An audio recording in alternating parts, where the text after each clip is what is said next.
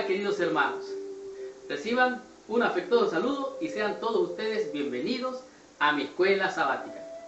En esta semana estamos estudiando la lección número 11 del cuarto trimestre del año 2013. El título de la lección es Nuestro mensaje profético. Ciertamente la iglesia adventista fue levantada proféticamente. Y aunque hay muchas controversias alrededor de ella, Dios la levantó en el momento preciso cuando era necesario traer un mensaje de salvación y de bendición a este mundo que estaba perdido en las tinieblas, sin Dios y sin esperanza. Esta semana vamos a descorrer el velo de lo que es el libro de Daniel, capítulo 8 y 9, y de Apocalipsis desde el capítulo 12 hasta el capítulo 14. Y de esta manera vamos a estar descubriendo cosas fascinantes, temas tan impactantes que pueden transformar la vida de aquellos que los adopten para su vida y que de esta manera vivan por este mensaje. Por ejemplo, la pregunta es, ¿cómo fue el tiempo del gran chasco? ¿Qué fue lo que pasó? Esto vamos a estar descubriendo durante esta semana. También vamos a aprender al estudiar qué significa temer a Dios. ¿Cuál es la razón por la que hay que temer a Dios? ¿Cómo debe de ser nuestro temor hacia nuestro Padre Celestial? ¿Hemos de andar con temor y con temblor? Vamos a entenderlo claramente en esta semana. Pero también vamos a aprender al estudiar el tema número 3. ¿Cuándo vendrá la ira sobre las naciones? ¿Será que la ira ya comenzó o será que está en el futuro por venir? Eso vamos a estar entendiendo. Pero también vamos a comprender por qué se debe adorar a Dios. ¿Cuál es la razón primordial y suprema por la cual se debe adorar a Dios? Esto vamos a estar descubriendo durante toda esta semana. Pero también vamos a disfrutar quienes tienen la paciencia de los santos. ¿Quiénes son esas personas o individuos que tienen la paciencia de los santos y qué más tienen ellos para ser merecedores del reino de los cielos? Estudiemos la lección de esta semana, disfrutemos la bendición que nos manda nuestro Padre Celestial al estudiar esta lección de mi escuela sabática. El versículo de memoria para la lección de esta semana se encuentra en Apocalipsis capítulo 14, los versículos 6 y 7. La Biblia dice así: Vi volar por en medio del cielo a otro ángel, que tenía el evangelio eterno para predicarlo a los moradores de la tierra, a toda nación, tribu, lengua y pueblo, diciendo a gran voz: Temed a Dios y dadle gloria, porque la hora de su juicio ha llegado, y adorad a aquel que hizo el cielo y la tierra, el mar y las fuentes de las aguas. Este es un llamado del primer ángel. Recuerden, el primer ángel dijo, voló por en medio del cielo, dice, y tenía el evangelio eterno para predicarlo. ¿Qué cosa es el evangelio eterno? Este es el único versículo en Apocalipsis donde habla del evangelio, y es el evangelio eterno. ¿Qué es el evangelio? El evangelio son las buenas nuevas de salvación en Cristo Jesús. Recuerde, el evangelio es la buena nueva de salvación en Cristo Jesús. De tal manera que al predicar el evangelio se debe de hablar de Jesucristo.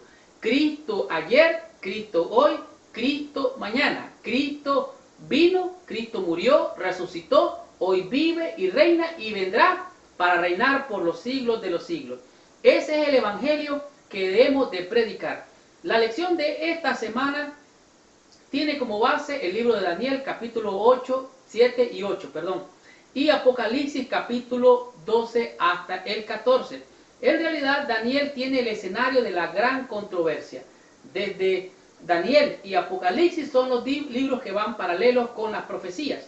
Estos textos expresan el llamado urgente y final de Dios a prepararse para la segunda venida de Cristo. Por eso es necesario temerle a Dios. Y el temor que hemos de tener no es un temor de miedo, como nosotros usualmente pensamos, es un temor reverente, es un temor de respeto, de no fallarle y de ofender a Dios. Ese es el temor de no fallar y de no ofender a Dios. Si usted logra obtener ese temor por la gracia de Dios, usted está por buen camino entendiendo el Evangelio. El mensaje del primer ángel es claro, el Evangelio eterno. Y sea lo que fuere que prediquemos acerca de los eventos del tiempo del fin, el Evangelio debe estar en el centro mismo. Oiga bien, si habla de las profecías, el Evangelio tiene que ser el centro. Hable, pues si coméis o bebéis o hacéis cualquier otra cosa, el centro es el Evangelio, las buenas nuevas de salvación. La salud de la que habla el Evangelio es la salud, que significa salvación. No estoy diciendo que estoy en contra de un mensaje llamado prosalud. Si usted ha de predicar algo relacionado al mensaje, que sea el centro del Evangelio. Y el centro del Evangelio, desde Génesis hasta el Apocalipsis, solo es uno. Se llama Jesucristo, nuestro Señor y nuestro Salvador. Descubramos qué nos dice la lección del día domingo y estudiemos esta lección con el tema que es tiempo de chasco. La lección del día domingo está basada en lo que nosotros conocemos como el gran chasco. Algunas personas se atreven a señalar a la iglesia adventista como una iglesia que está en un error porque surgió de lo que se conoce como el gran chasco. Y el gran chasco no es otra cosa más que una interpretación de las profecías, pero resulta que el evento estaba correcto, pero el lugar de la profecía a la que hizo referencia Guillermo Miller no estaba correcta, es decir, había un error. El santuario que sería purificado no era la tierra como pensaba Guillermo Miller. Sin embargo, esto llevó a que el pueblo de la iglesia que hoy es conocida como la iglesia adventista, que se conoció como el movimiento de Guillermo Miller, es hoy la iglesia adventista porque descubrieron realmente dónde estuvo el error.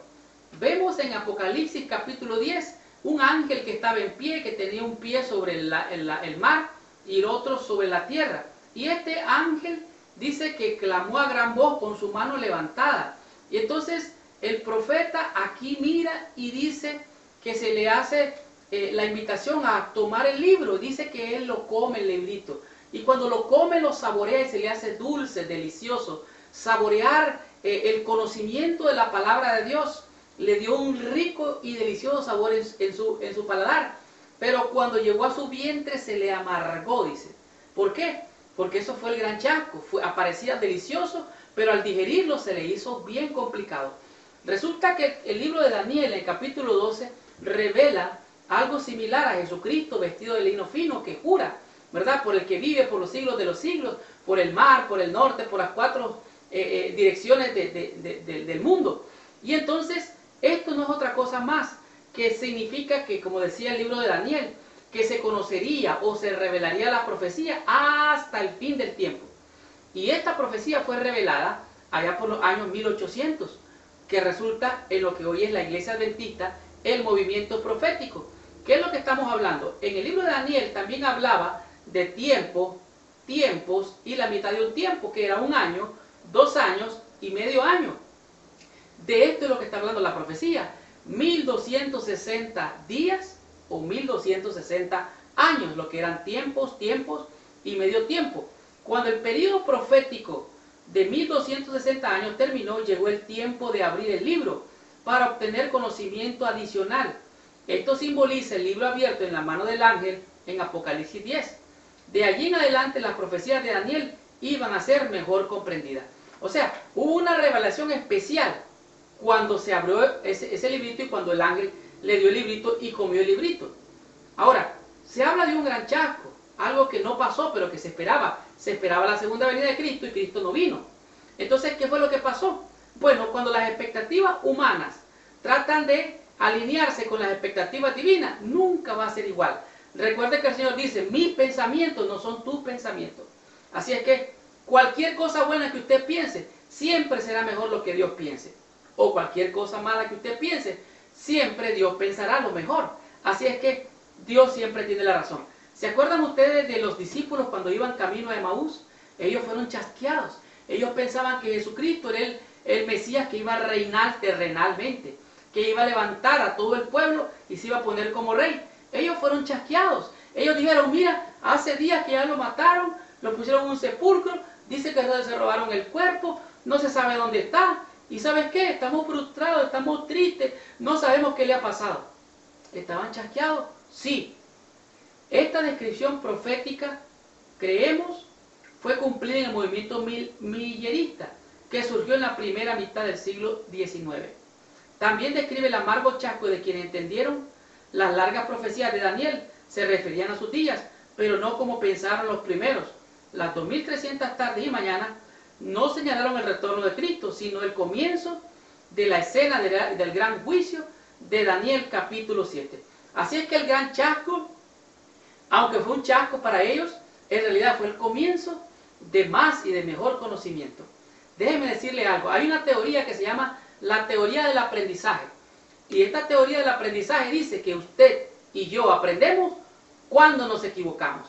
Pero si se vuelve a equivocar, no ha aprendido. Así es que el gran chasco nos llevó a entender dónde estaba el Señor, qué es lo que estaba haciendo, y allí surgió la iglesia proféticamente levantada, la iglesia adventista desde 1844. El gran chasco quedó en el pasado. Hoy somos y seguimos siendo el pueblo especial de Dios, la iglesia adventista de Dios en esta tierra. Continuemos con la lección de esta semana.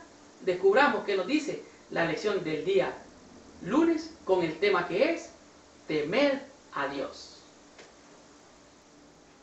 Muy bien. La lección del día lunes es una lección que es muchas veces poco comprendida.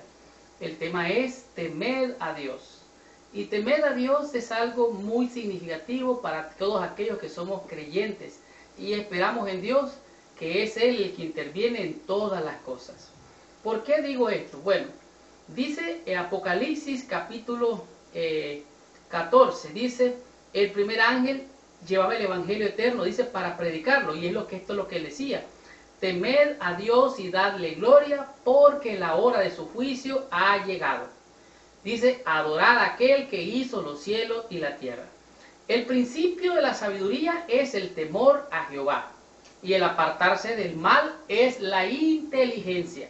Así es que si usted ha pensado ser sabio, y si usted ha pensado ser inteligente, recuerde, el principio, la base de la sabiduría es el temor a Jehová, el respeto a Jehová, es reverenciar a Dios, es honrar a Dios. No es tenerle miedo en sí, aunque usted puede llegar a tener miedo a alguien que usted no conoce. Usted puede tener miedo por haber violado, violado las leyes, por haber hecho algo indebido. Usted va a sentir temor. Así es que hay dos clases de temor. Hay un temor que se muestra con reverencia y con respeto. Temer a Dios significa honrarlo, reconocer a Dios como juez, creador, y que Él nos llama a adorarlo. ¿Por qué tenemos que adorarlo? Ahí lo dice Apocalipsis. Adorar a aquel. ¿A quién? A aquel que hizo los cielos y la tierra. Porque en estos días hay gente que adora cualquier cosa. Adoran las plantas, adoran la tierra, adoran los animales, adoran todo lo que sea. Pero a Dios, al Creador, no lo honran. Recuerde, el principio de la sabiduría es el temor a Jehová. Y el apartarse del mal es la inteligencia. Hay otro tipo de temor, que es el temor que sienten los infieles, ¿verdad? El mensaje del juicio es un mensaje de terror para ellos. Les da miedo el juicio. Hay algo que se debe de temer, sí. Si hay algo que se debe temer, es violar las leyes de Dios, es traspasar los mandamientos de Dios. Hay algo que se debe de temer. Si leemos acerca de lo que afrontan los perdidos, realmente tienen algo de qué temer. Ellos tienen temor a perderse, pero ¿qué es lo que pasa? No se arrepienten, no buscan a Jehová, y por lo tanto, al no acercarse a Dios, lo que les queda es una expectación de fuego y de condenación. Así es que tener miedo es normal si usted no conoce a Dios. Acérquese a Dios, conozca a Dios. Recuerde, el nombre de Jehová se conocía como el nombre terrible. ¿Por qué? Porque no lo conocían. Conozca a Dios y usted va a entender que Dios es amor. Dios siempre desea animar a los perdidos a arrepentirse. Y el temor que Dios podría ser un incentivo para que comiencen a buscarlo. Así es que tiene temor de Dios, o miedo de Dios, busque a Dios para que Él se le revele. La gente necesita una buena dosis de miedo para abrir sus ojos. Algunas veces hay gente que solo con miedo funciona, solo con miedo busca a Dios. Cuando miran que viene, como se acuerdan ustedes, como el Y2K, que viene, bueno, todo tipo de cosas. Hay gente que solo con alarma nada más busca a Dios. Buscar al Señor ahora, mientras puede ser hallado. Así que Dios es amor, la Biblia así lo dice. Dios me ama, Jesús lo demostró en la cruz. Dios es amor. Sus acciones me demuestran que Él me ama. Su palabra me demuestra que me ama. Mis pensamientos, mis palabras, mis acciones demuestran si yo temo, respeto y honro a Dios. Hacer que temer a Dios es un temor de reverencia, de respeto, de darle honra y gloria. ¿Por qué? Porque Él es Dios, Él es mi creador, Él es tu creador. Continuemos con la lección de esta semana y aprendamos qué nos dice la lección del día martes con el tema que es la ira de las naciones. Muy bien, la lección del día martes es una lección que en realidad pareciera ser un poco contradictoria, pero en realidad allí se muestra tanto el juicio y la misericordia de Dios. Y la razón por la que el juicio de Dios viene es porque la ira de las naciones se demostró. Así lo dice Apocalipsis capítulo 11, versículo 18. Y lo voy a leer rápidamente. Dice así: y se airaron las naciones y tu ira ha venido. Y el tiempo de juzgar a los muertos y de dar el galardón a tus siervos los profetas, a los santos y a los que temen tu nombre, y a los pequeños y a los grandes, y destruir a los que destruyen la tierra. La ira de Dios viene, ¿por qué? Porque se airan las naciones, o sea, las naciones provocan a ira a nuestro Dios. Apocalipsis 14, 7 dice: temed a Dios y dadle gloria, porque la hora de su juicio ha llegado. El juicio de Dios no es arbitrario, el juicio de Dios viene como consecuencia porque las naciones se rebelaron en contra de él. Y Daniel capítulo 8, versículo 14, fija en el año de 1844, de acuerdo a los 2300 días o tardes o mañanas, o si no los 42 meses de lo que habla también la revelación de Apocalipsis, o los 1260 días o años. Todo esto es lo mismo, los 42 meses, los tiempos y medio tiempo, y los 1260 días se refiere a lo mismo, tanto en Daniel como en Apocalipsis. Así es que la puerta de la misericordia todavía está abierta, porque todavía se llama al pueblo a apartarse de Babilonia y a adorar al verdadero Dios. Si usted lee el libro de Apocalipsis, capítulo 12, usted va a encontrar allí a la iglesia de Dios, ¿verdad? La que tiene la luz del sol, le refleja a ella y tiene la luna debajo de sus pies. Si usted lee Apocalipsis 14, va a comprender claramente el mensaje del llamado de Dios a adorar a Dios, al verdadero Dios, porque el ser humano adora mayormente a las criaturas más que a Dios, y a la bestia es una criatura, y a la bestia le adora todas las naciones. Recuerda, él hizo pacto con todas las naciones, le dio de beber del vino de su furor. Dice entonces, ¿qué pasa con Babilonia? Viene a ser juzgada. Dios tiene misericordia. Ahora, he aquí hoy el día de salvación. Pero las naciones se airaron, entonces Dios se airó, ¿verdad? Y viene Él a retribuir. Se airaron naciones y tu ira ha venido, y el tiempo de juzgar a los muertos y a dar galardón a tus siervos los profetas y a los santos. Dios reacciona ante la ira de las naciones, de acuerdo a Apocalipsis capítulo 12, versículo 17. El juicio podría estar aparentemente atrasado, sin embargo comienza en el tiempo profetizado, y el día de expiación escatológico sigue su curso según el plan de Dios. Dios llega a tiempo, Él no tiene prisa, Él no tiene demora, Él siempre llega a tiempo.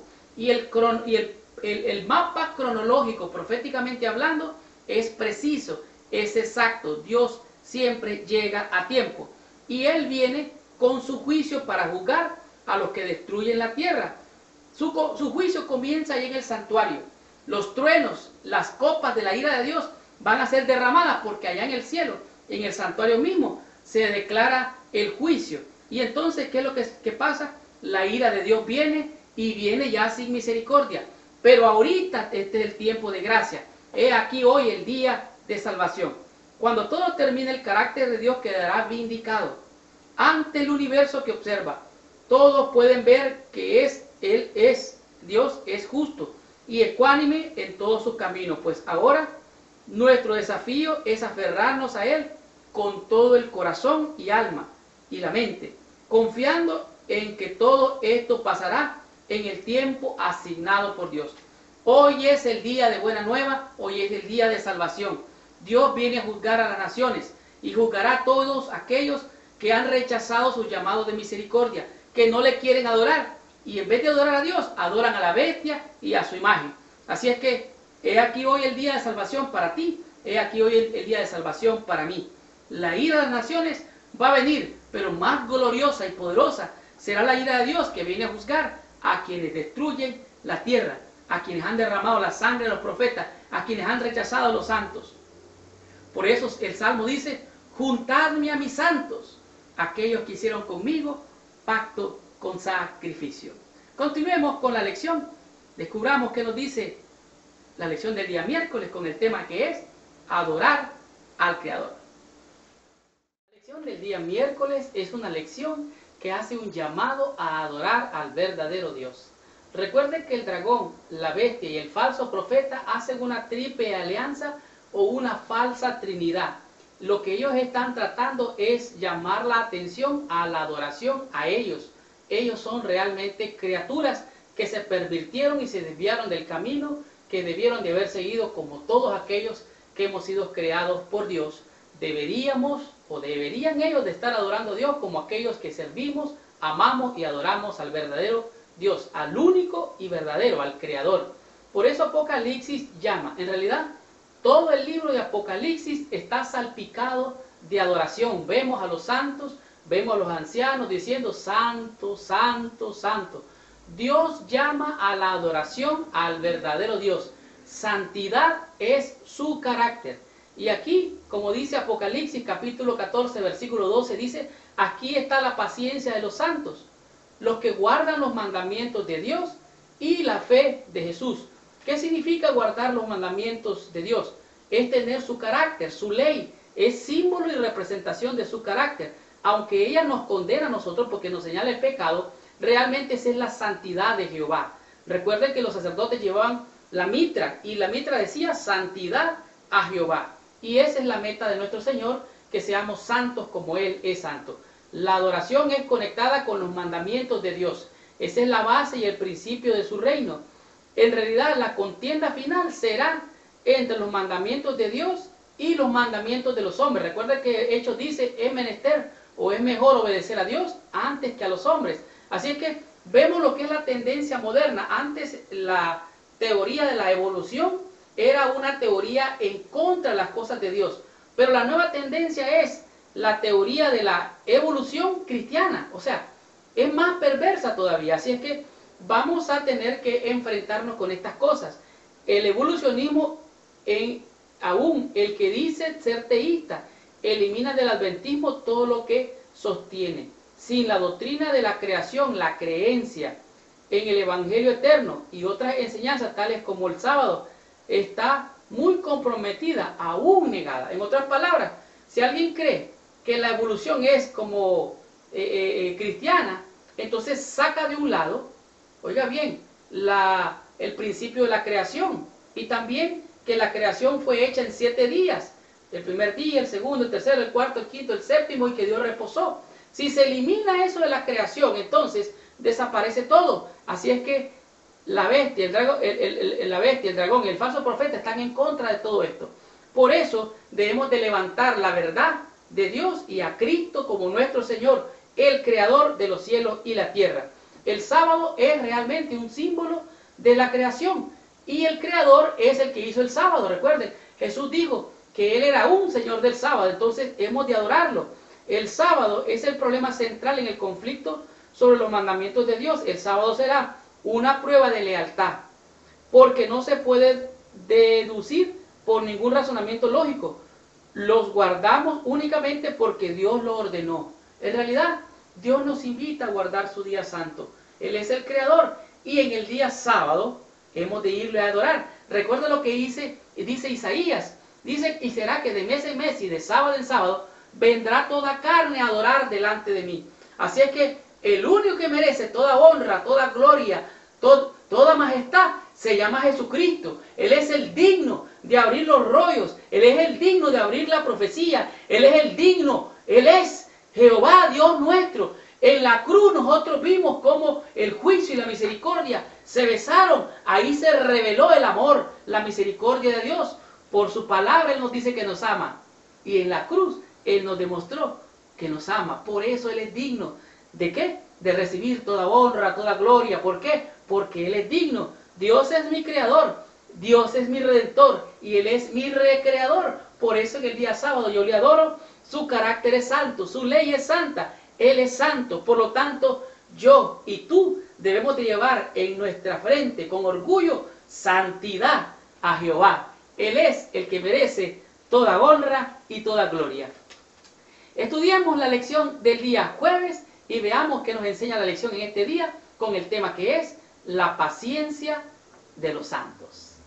Muy bien. La lección del día jueves tiene una connotación muy conocida por todos nosotros y su título es la paciencia de los santos. Los mensajes de los ángeles del segundo y el tercero en Apocalipsis son una de las advertencias a quienes no prestan atención al mensaje del primer ángel. Recuerde que el mensaje del primer ángel dice que tenía el evangelio eterno a los moradores de la tierra y tenía la advertencia que decía adorad a aquel que hizo los cielos y la tierra. ¿Por qué? Porque realmente muy pronto van a caer los juicios de Dios, caerán las plagas y Babilonia, que literalmente significa confusión. Ahora hay gente que puede estar sinceramente confundida sin entender la verdad, pero hay gente que está en la confusión, pero están conscientes de que están en el error. Y eso es una rebelión contra Dios. Esto es una rebelión abierta. Y la bestia, el dragón y el falso profeta están en rebelión abierta en contra de Dios. Por eso tiene que suceder el Armagedón, que es la guerra entre Dios y todos aquellos que han estado en contra de Él. Desde aquel ángel que descendió del cielo, que cayó y fue echado a la tierra, que es el instigador. En el libro de Apocalipsis, Babilonia la ramera es un poder religioso político que se opone a Dios y a su pueblo e intenta controlar el mundo. Así es que Apocalipsis 18 es claro, dice, salid de ella, pueblo mío. ¿Por qué? Porque allá en Babilonia, en la confusión, todavía hay pueblo de Dios. ¿Y por qué no han venido a nuestro pueblo? ¿Por qué? Porque usted y yo no estamos preparados para recibirlos. Algunas veces los miramos llegar y estamos como asustados. Oh, esos son los que guardan el domingo y comen cerdo. Oh, oiga, por favor, hay que estar preparados cuando esa gente llegue, cuando los fieles guardadores de las verdades de Dios, que vengan sinceramente, tienen que ser recibidos con los brazos abiertos. Por eso es el evangelio eterno. Los santos recibirán el reino. Esa gente que está en Babilonia, que va a salir y se va a unir al pueblo fiel de Dios, ellos van a recibir la salvación. Y los malos, junto con la bestia, el dragón y el falso profeta, que no han querido obedecer a Dios y se han rebelado contra Él, van a recibir su precio o su pago. Recuerde, la dádiva de Dios es vida eterna en Cristo, pero si está rebelado en contra de Dios, entonces lo que queda es condenación. Por eso que dice, aquí está la paciencia de los santos. La paciencia significa esperar en Dios. Y la fe de Jesús es tener fe y que significa confiar plenamente en sus méritos. Yo no puedo hacer nada que me haga merecedor de la salvación. Tú no puedes hacer nada que te haga merecedor de la salvación.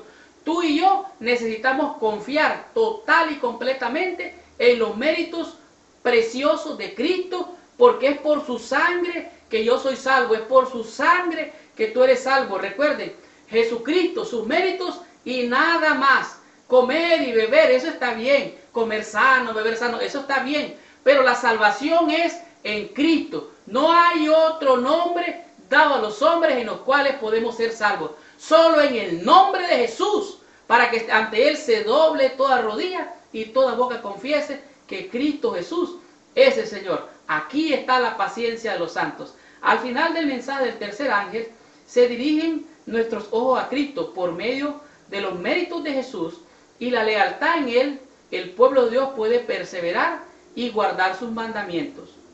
Varios me han escrito preguntándome si el mensaje de la justificación por la fe es el mensaje del tercer ángel. Y he contestado, es el mensaje del tercer ángel en verdad. Aquí la hermana White en este libro está haciendo referencia a 1888, el mensaje de la justificación por la fe, predicado por Waggoner y Jones. 1888, ese es el mensaje de salvación, la justificación en Cristo, el evangelio eterno. Aquí está la paciencia de los santos. ¿Los qué? Los que guardan los mandamientos de Dios y tienen la fe de Jesucristo. Terminemos con la lección de esta semana, concluyamos con el resumen de esta lección, estudiando la conclusión para recibir total bendición. ¡Wow! ¡Qué tremenda y poderosa lección hemos tenido durante esta semana! La lección, nuestro mensaje profético, ha sido una lección que ha descubierto el velo para ver cuál es el propósito con el cual nació esta iglesia proféticamente levantada por Dios en los últimos tiempos. Esto es lo que dice el resumen o la meditación del día viernes. Los adventistas del séptimo día deberían destacarse entre todos los cristianos en cuanto a levantar a Cristo ante el mundo. La proclamación del mensaje del tercer ángel exige la presentación de la verdad. Y cuando se habla de la presentación de la verdad, nos referimos a todas nuestras doctrinas. 28 o 29 doctrinas, incluyendo el aspecto profético. Pero el mensaje central es el evangelio eterno. ¿Qué es el evangelio eterno? Dijimos, las buenas nuevas de salvación en Jesucristo. Ese es el propósito con el cual esta iglesia fue levantada, para proclamar, para pregonar el mensaje de salvación en Cristo Jesús. Cristo Jesús no debe de ser dejado de un lado. Es en la cruz de Cristo donde la misericordia y la verdad se encuentran, y donde la justicia y la paz se besan. El pecador debe de ser inducido a mirar al Calvario con la sencilla fe de un niño. Debe de confiar en los méritos del Salvador, aceptar su justicia, creer en su misericordia. Este es el mensaje: Cristo ayer, Cristo hoy, Cristo mañana, Cristo por los siglos de los siglos. ¡Ay de mí si predicara un evangelio diferente! Si coméis, si bebéis o si predicáis, que predique a Cristo crucificado, a Cristo viniendo en gloria, Cristo muriendo para redimirte y para redimirme. Esta lección nos dejó 5 conceptos poderosos que a mi juicio han sido de bendición y de salvación para usted y también para mí. Por ejemplo, el tiempo del chasco. Vimos cómo los 1260 días, los 42 meses o el tiempo, los tiempos y la mitad de un tiempo se cumplió en Daniel, en el profeta Daniel, junto con Apocalipsis. Y entendimos que el gran chasco, cuando esperaba Guillermo Miller que Cristo vendría a la tierra, él se enfocó en que sería purificado el santuario y él pensaba que era la tierra. Él estuvo en el evento correcto, pero en el lugar incorrecto. Y ese chasco fue de alguna manera ejemplificado cuando iban los discípulos camino de Maús. Ellos creían que Cristo iba a instaurar un reino terrenal, pero no era así. Ellos fueron chasqueados. Y así salió o surgió la iglesia adventista. Pero esto nos ayudó a aprender y a comprender los mensajes de salvación que el Señor tiene preparado para todos aquellos que le buscan de corazón. El segundo tema que aprendimos fue temer a Dios. Nos damos cuenta que el temor que tenemos que tener no es un temor de miedo. ¿Por qué? Porque debemos de ver al Creador, a Dios, con respeto, honrarle y respetarle. No tener un miedo de andar temblando, sino que es un miedo, un respeto reverente. Seguidamente comprendimos que la ira de las naciones fue el punto de partida para que vengan los juicios de Dios. Dios se airó contra las naciones que se airaron. ¿Por qué? Porque ellos decidieron adorar a la bestia, al dragón y al falso profeta. Y desde el santuario vienen los juicios de Dios para las naciones, porque hay que adorar a Dios, al verdadero Dios. Dios es misericordia, Dios es juicio. Y el que le busque hoy lo va a encontrar. Y el que trate de buscarlo después será muy tarde, cuando ya hayan venido los juicios. Pero también aprendimos algo muy interesante. Por ejemplo, ¿qué es lo que es adorar al Creador? Vimos que hemos de adorar al Creador porque Él es el Creador. Él merece toda honra, toda gloria, porque el Señor es mi Creador, es mi recreador. Esa filosofía de la evolución, aún la evolución cristiana, está muy dudosa. porque echa por tierra la verdad de la semana literal de la creación. De tal manera que hemos de confiar en el Creador, hemos de adorarle. ¿Por qué? Porque Él nos hizo, no nosotros a nosotros mismos. Él merece toda honra y toda gloria. Y los que no adoren a Dios van a adorar a la bestia, al dragón y al falso profeta. ¿Por qué? Porque no están adorando al verdadero Dios. Ellos son más capaces de adorar la criatura y no al Creador. ¿Y qué aprendimos del tema número 5? La paciencia de los santos. Vimos cómo las plagas van a caer. La bestia, el dragón, el falso profeta van a ser destruidos. Pero para los santos del Altísimo, ellos están esperando con paciencia la liberación de este mundo lleno de pecado. Y al final, todos seremos juzgados. Sí, todos seremos juzgados. Pero estar con paciencia como los santos significa esperar en Dios, confiar en los méritos de Cristo. Esto significa descansar en Él, porque Él es nuestro Redentor, Él es nuestro Salvador. Sus méritos son suficientes para salvarnos. No es el Evangelio y algo más. Ni aún un ángel del cielo que viniera con otro Evangelio, no le creáis. Tenedlo por anatema. Hay que confiar en los méritos de Jesucristo. Jesucristo ayer, Jesucristo hoy y Jesucristo viniendo en gloria para salvarnos. Ese es nuestro mensaje profético. Vi volar por en medio del cielo a un ángel que tenía el Evangelio eterno para predicarlo a los moradores de la tierra, a toda nación, lengua y pueblo. Y esta fue la lección número 11. La próxima semana vamos a estar estudiando la lección número 12 con el tema que es el conflicto cósmico sobre el carácter de Dios. Gracias por visitar el canal de mi escuela sabática. Les habló su hermano y su amigo Marlon García. Y los espero la próxima semana con esta tremenda bendición. Por favor, si le gustó la lección, coméntela. Y si le gustó, compártala. Y si no le gustó, por favor, ore por usted y ore por mí para que el Señor nos revele su bendición. Muchas gracias, que Dios le bendiga. Nos vemos la próxima semana.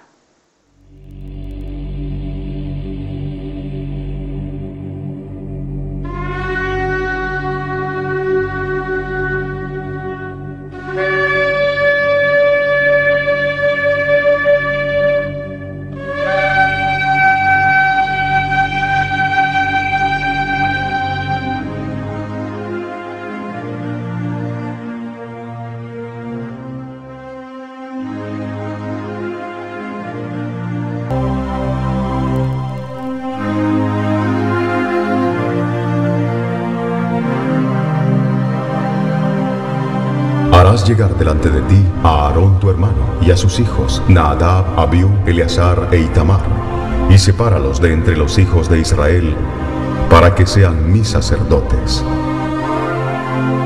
Y harás vestiduras especiales, sagradas para Aarón, como señal de distinción, de honra y hermosura por su servicio a Dios. Y tú hablarás a todos los sastres que he llenado de espíritu de sabiduría para que hagan las vestiduras de Aarón, para consagrarle para que sea mi sacerdote. Las vestiduras que harán son estas: un pectoral, un efod, un manto, una túnica bordada, una mitra y un cinturón.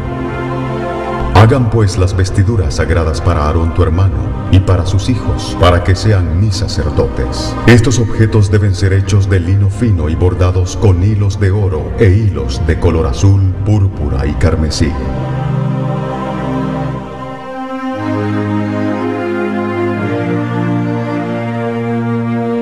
El efod se debe hacer de lino fino y diestramente bordado con hilos de oro e hilos color azul, púrpura y carmesí. Tendrá 2 sombreras que se junten a sus 2 extremos, y así se juntará. Y su cinto que estará sobre él será hecho de los mismos materiales, lino fino bordados con hilos de oro e hilos de color azul, púrpura y carmesí. Y tomarás 2 piedras de ónice y grabarás en ellas los nombres de los hijos de Israel. 6 nombres en una piedra y los otros 6 nombres en la otra piedra, conforme al orden de nacimiento de ellos. De obra de grabador en piedra harás grabar las 2 piedras con los nombres, les harás alrededor engastes de oro. Y pondrás las 2 piedras sobre las hombreras del efod para piedras memoriales a los hijos de Israel. Y Aarón llevará los nombres de ellos delante de Jehová sobre sus 2 hombros por memorial perpetuo. Harás pues los engastes de oro y 2 cordones en forma de trenza de oro puro, y las fijarás en las hombreras del efod.